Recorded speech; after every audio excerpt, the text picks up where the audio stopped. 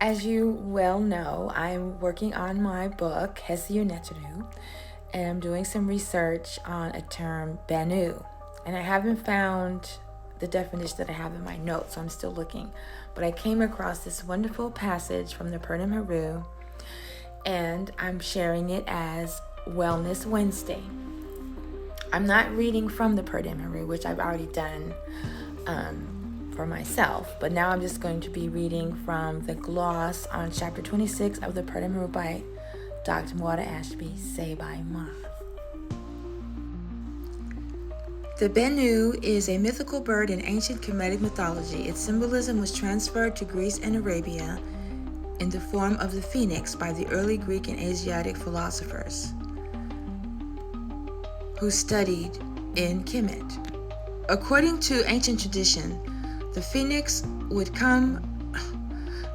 consume itself on a funeral pyre every 500 years, whereupon a new young phoenix sprang from its own ashes. In ancient Kemetic mythology, the Bennu represented the sun that dies at night only to be reborn in the morning. This chapter epitomizes the high-flying nature of spiritual enlightenment, likening it to flight and light, but also to some other very important symbols.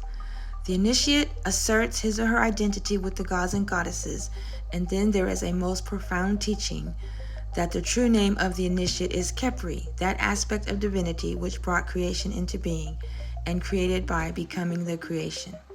Indeed, the spirit is within every object that exists and is hidden to all but to the initiates. They attain the realization that this spirit is the essential nature of the gods and goddesses, the cosmic forces which sustain the universe. The next verse is the one I'm really interested in. Verse 9.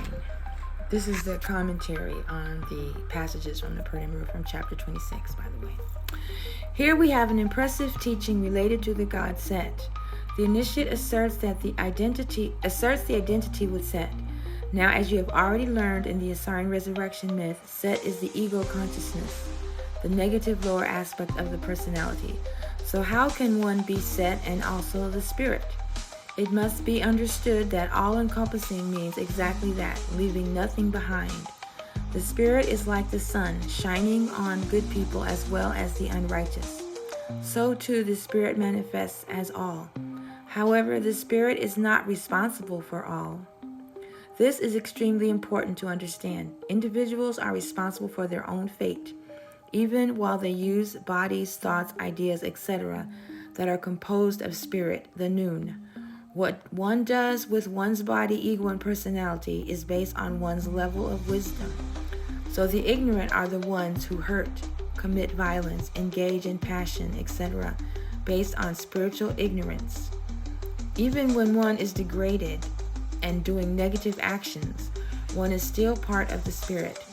Just as Set was redeemed, even though he was a murderer, liar, rapist, thief, etc., so too any individual can be redeemed by the power of spiritual realization, which washes away the ignorance and arrogance of egoism that led one to the fall away from truth.